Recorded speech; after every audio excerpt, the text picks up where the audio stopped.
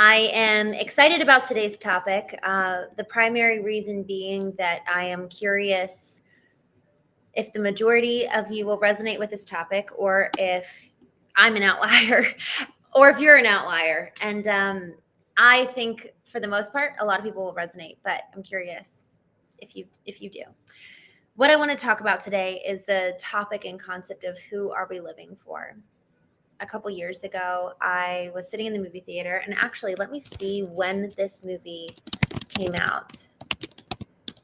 2017. In 2017, The Greatest Showman came out, and it was so riveting to watch. It was really kind of the first musical to come out in a very, very long time. And The Greatest Showman, if you haven't seen it, it's with Hugh Jackman, Zac Efron, Zendaya, many, many others, but really Hugh Jackman just is the star of the show. It does a beautiful, beautiful job. I grew up doing musical theater, so it was riveting to me. And oh my gosh, I just felt so alive watching it. I was in a movie in 2022. It was this adorable little Hallmark type film, and I haven't really done much acting since. And frankly, I hadn't done much acting before. In my early high school and middle school, I did a lot of musical theater and stage plays. And then shortly thereafter, graduating, I did a lot of commercial work. But I haven't done anything big since high school, aside from this film, which was just a childhood dream come true. It was so magical to be in this Christmas movie, and one of the best 2 weeks of my life. It was so, so, so fun. It felt like I never went to camp growing up, but I feel like that's what camp would be like. We all were staying in a hotel, and I'd open my door and take a 6 a.m. business meeting call, for example. I'm on my way to the gym, and on my way back, I'm still on the phone, but I see all these heads popping out because they heard my voice, and they're like, "Good morning," and it was just so cute and so fun. And man, I will always look back on that time of my life as just one that was so sweet. So musicals are near and dear to my heart. So 2017, this film comes out, The Greatest Showman, and I'm sitting in the movie theater just riveted by their production. There is a song early on in the film. The man who is the greatest showman is Hugh Jackman, and it shows him as a child, and he sings this song, "A Million Dreams." And there's the lines go something like, "I close my eyes and all I see is this world that's just waking up for me and waiting for me to come in and kind of take this world." But it's all based on these millions of dreams. Every time he closes his eyes, he just sees these millions of dreams of what's possible in the future. And man, that I just was sitting there like, yes, this is who I am. Like, I have all of these big dreams. And I just resonated with this little boy in the film, who later goes on to create the first circus. And it's based on a true story. I think that they made it a little bit more romantic in terms of Barnum. Ooh, I forget his first name, but I think that the man in real life back in the early, gosh, it must have been in the 20s, 30s time frame. And I don't believe he was as charming and charismatic as in the film as he was in real life. But the point of this story, when I was sitting there watching the film, it's about this little boy, and he's singing this song. And as he sings, he grows up. And he's singing this song to his little girlfriend at the time. He's about 9 or 10. She's about 9 or 10. And so he's sharing about this world that he sees in his mind's eye every time he closes his eyes and dreams these millions of dreams. And later on in the movie, or later on in the song, I'm sorry, she says, like, you might be wrong, you may be right, but say that you'll take me along. And so I ended up watching the movie this week. I felt compelled to do so. I came up on Amazon, and so I turned it on. And I was taken back to that moment in 2017, 8 years ago. And I'm just this young girl. I was married at the time, and I'm in my mid-20s, and I'm watching the first half of this song, where the young boy is talking and just eyes full of wonder, wide-eyed, talking about these millions of dreams he's having. And I'm like, yes, that's me. Oh my gosh, yes. Halfway through the song, the woman cuts in and she's like, "I believe in your dreams." And I believe I was sitting next to my husband at the time. And right when the woman comes in, right when the woman starts singing, I'm like, oh, it's not my dreams. I believe in his dreams. And I immediately flipped the script, and I realized that a good wife takes the role of believing in the husband's dreams. And that's what had been modeled for me my entire life. And my mom, who is just the most wonderful human, she is all about believing in my dad's dreams, all about believing in him and his mission. And same with other women very close to me. That is how they have lived their life. That was modeled for me in the church growing up. And as I was sitting there, this week, I just forgot that happened, that I just felt this sense of alignment with this little boy singing. And I completely squashed that to redirect, and it was almost like pretending, even though I wouldn't have said that I was pretending in that moment, but that's kind of what happened. In that moment, back in 2017 in that movie theater, sitting alongside my husband watching this movie unfold, where I'm like, oh, but I have these big dreams, but they must be his that I dream, because I just have this passion and this fervor, but I'm not supposed to be the one leading. It's supposed to be the man's role. And y'all, watching that this week, really, it was kind of staggering to me, just realizing how much we put ourselves and our dreams aside for what they say. And I say they in kind of parentheses, because, or in quotation marks, because the question of who they is, my husband never once said, oh, you need to believe in my dreams, you need to back me up. He never once said that I couldn't have my own. So they wasn't him. They was what was modeled for me, what I read in biblical scripture, and my understanding of it. I think that there's so much that comes out of context when what we believe is told to us rather than taught from within. And so I've talked about the root intuition of the root word of intuition is intuere, which means to be led from within. And I had this thought a couple weeks ago of how much am I told versus how much am I taught? How much am I actually taught from within, and what is of true like revelation to me, which comes from the times of silence and the times of quiet, to allow for my information processing system to filter through all of the inputs and decide what do I want to believe to then inform the outputs of my life, versus how much of my outputs are formed by they, the very vague they, right? It could be a whole litany of sources, even the Bible. And I really want to be so careful with this. It is so critical that if we are to read a biblical text, that we are taught from within rather than told from the pulpit. Otherwise, we're never going to be able to understand and get revelation from the text itself. If it really does have the power that they say that it does, then surely it will reveal itself to me through the power or spirit or voice of God speaking to me. I don't need them to be telling me how to live my life. Now, that doesn't mean we don't have community. And that does not mean that we do not relish and be so grateful for other voices contributing to our life. I mean, even just this morning, I realized, I was like, man, I think I need to go back and start having regular therapy sessions again, or coaching sessions, just for that extra layer of accountability. Y'all, this is so important that we understand the proper weight that they, and again, I'm saying that in quotation marks, they have, even religious scripture. Because if the religious text is only being consumed by us through their lens, that is so damaging. And we're missing out on this incredible opportunity to know the truth for ourselves, to be taught from within, to be led from within. And I talk about things of the Spirit or around the Spirit on Sundays.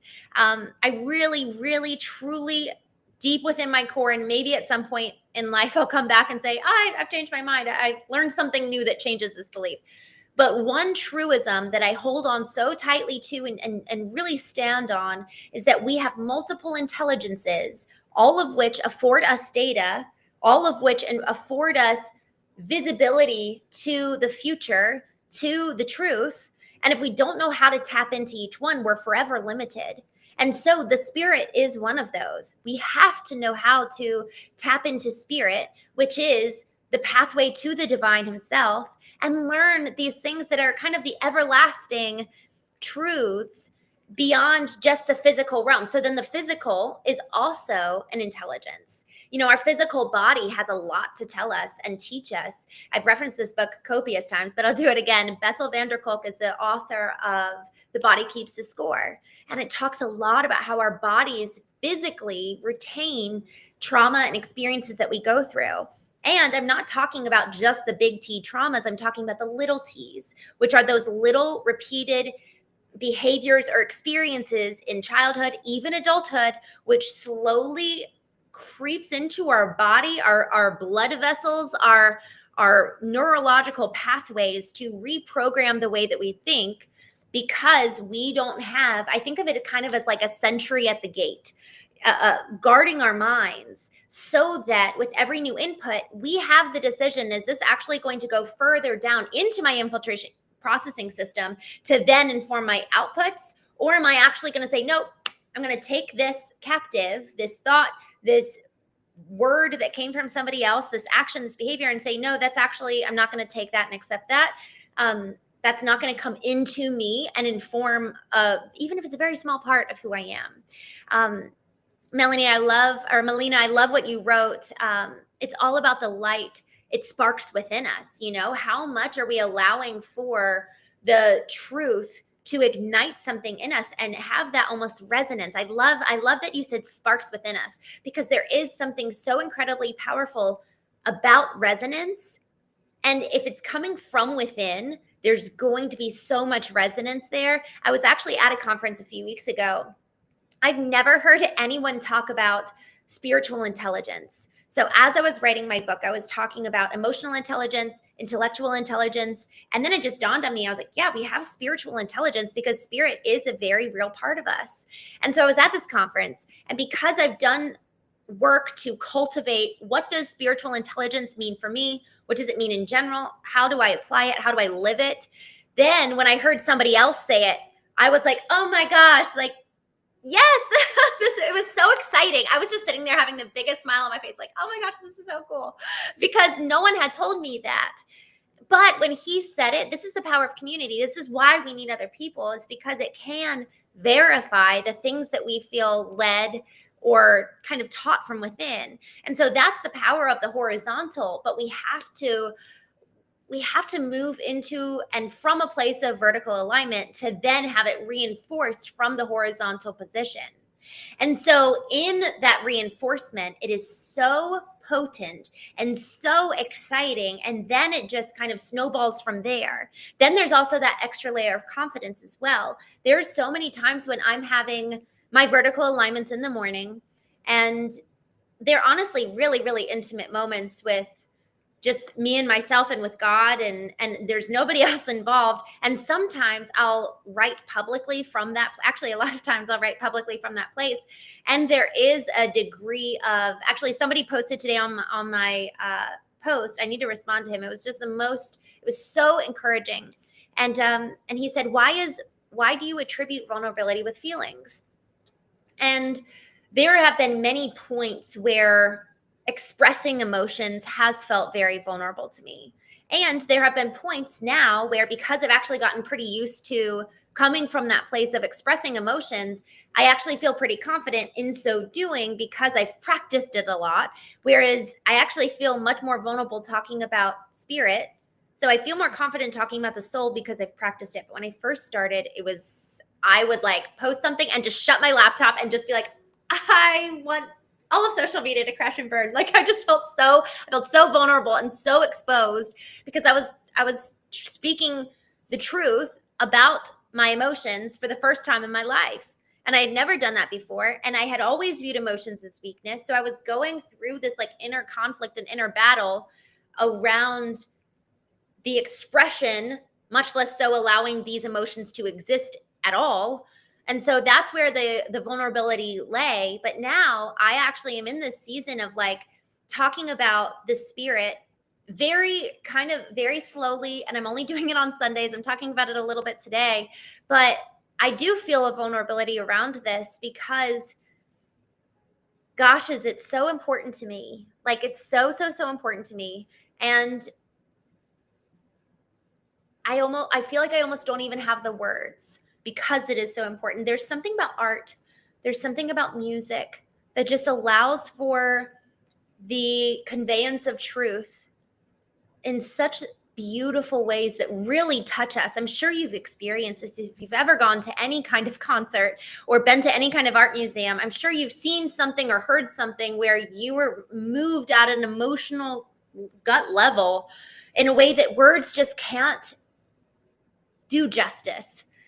And I kind of feel that a little bit with spirit. However, I do know that the more that I practice speaking around some of these things that I believe or have that I'm exploring or processing, I think it will become a little bit easier. And then it will move on. Vulnerability will move to the next thing. And so this practice of vulnerability is one that isn't limited to just one category of life. It isn't ever limited to just one of these intelligences. So we were talking about spiritual intelligence, emotional intelligence, the physical intelligence of literally the physical environment and our bodies remembering things and being able to tell us things that we either have in the recesses of our minds and we're like, I don't know why, but I feel there's something off here. And I'm sure most of you know what that is and what that feels like. Like there is something wrong and I can't explain it, but something's not right. And we talk a lot about the female being the one with that ability to intuit. But y'all, I will argue until I'm blue in the face that every single human being has this ability if we cultivate the feminine, because female and male are genders, whereas feminine and masculine, I would honestly ascribe them as nouns. And we're created with both. And I really think of the EQ as more so the feminine, and even the SQ, the spiritual intelligence, is more feminine perhaps, whereas the IQ and maybe even the physical intelligence are more masculine perhaps. But we've got both. And the job and radical responsibility for each one of us is that we cultivate all of our intelligences that ultimately form and configure the human archetype, because that's the goal, is that we're coming whole and healthy individuals ourselves rather than needing someone else to come in and be the other half to our half. The goal is that we're both whole. And how much more power, it's like, how much more powerful is that? Was it Benjamin Hardy? I have it on my bookshelf. 2x is better than 10x. I can't find it. I took off all of my covers and I reorganized my bookshelves this week and I can't find it. 10x is better than 2x. I'll find it. 10x is better, or 10x is better than 2x. And that's the beauty of when you've got two whole people coming together, man, you're going to 10x it. Like you can't help but 10x it because you're both coming with so much of your own prowess and potency, and you're building on top of what the other person has already learned. So if two people are coming together vertically aligned and then they have the horizontal alignment, man, that is just it's exponential in terms of its impact and explosive potential. And so with that, I just want to conclude here. When we think about who am I living for, I lived for so many years for God. I lived so many years for my husband. And again, I feel nervous saying this, but I'll just say it and we'll work through it together. I'm now realizing that the more that I actually come to know who I am and am living in alignment with what's on my heart and what I feel called to at a soul level, the more I am able to harness and alchemize every experience of my life thus far that allows for me to move forward in my mission. So There's a verse that says, oh gosh, I'm trying to remember how it goes. He shall give you the desires of your heart. Delight yourself in the Lord and he'll give you the desires of your heart. It's Psalms, I think it's 37 something. It's actually a really, really beautiful verse. Psalm 37, delight yourself in the Lord and he will give you the desires of your heart. I believe that. And I also believe that if I am in touch with who God made me to be, then as I feel led, as I feel compelled, that he will, one, get 100% in the way if I'm heading in the wrong direction. That two, as I align myself and delight in this world, delight in who he made, delight in him, then my desires will actually effectively be in alignment with his will. So we don't need to sit in this like huddled up little prayerful position of, oh, what am I supposed to do with my life? Which is how I lived so much of my life. I lived so horizontal. And this is what, and I talk a little bit about this, and I think it used to be chapter 12 of Knowing in my Knowing book, but I don't know how the chapters are all going to align at the end of this. I talk about this, that effectively, if we don't know who we are still living horizontally, even if it is for God, because he's outside of us.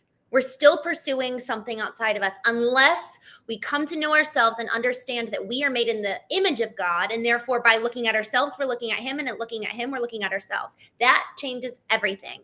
And that is so incredibly powerful, because now when I live my life, when I look in the mirror, when I invest in me, and when I take care of my body, when I love others well, it's all just this cyclical motion of giving love, receiving love, giving love, receiving love, and mirroring God himself.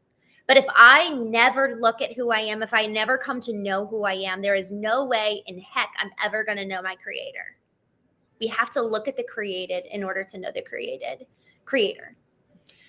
Y'all, I have so much exploring to do here. And when it comes to faith and religion, I feel really vulnerable, because there's so much I don't know. And I'm like, oh my gosh, it's kind of overwhelming sometimes. Like, the more I'm learning about just the world in general, the more I realize how much I don't know.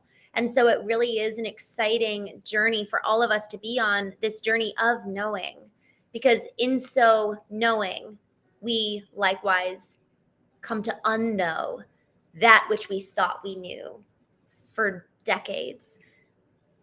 And that's really exciting. And there's freedom in that. There's freedom in the release of perfection, and freedom in the release of performance, that we get to simply be and look in the mirror and get to know God all the more. So with that, I hope you'll join me tomorrow. I will be going live probably a little bit later in the day, as well as Monday later in the day. It's my birthday weekend, and I am really excited to announce something that I've been working on.